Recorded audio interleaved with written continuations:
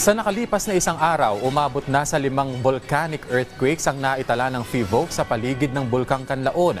Kaugnay nito, nagpapaalala naman ng lokal na pamahalaan sa mga residente na nakatira malapit sa bulkan.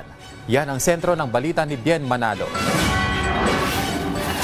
Dahil sa patuloy na aktibidad ng Bulkang Kanlaon, posibleng itaas sa Alert Level 3 ang status nito.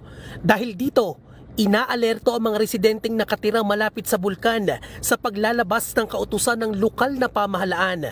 Kaugnay sa sapilitang paglikas o forced evacuation sa La Carlota City at La Castellana Negros Occidental. Suspendido pa rin ang klase sa lahat ng antas sa La Castellana at La Carlota City. Ayon sa FIVOC, 5 volcanic earthquakes naman ang naitala sa paligid ng Bulkang Kanlaon sa nakalipas na 24 oras. 10,880 na tonelada ng asupre ang ibinuga ng bulkan.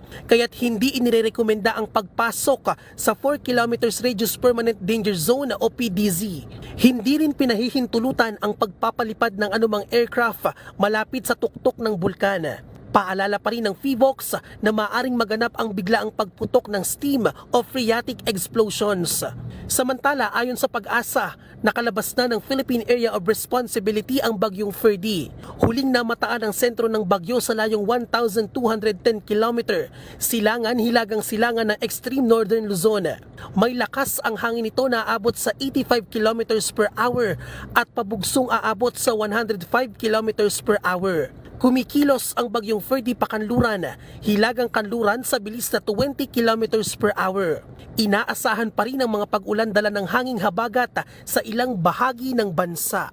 Bien Manalo para sa Pambansang TV sa Bagong Pilipinas.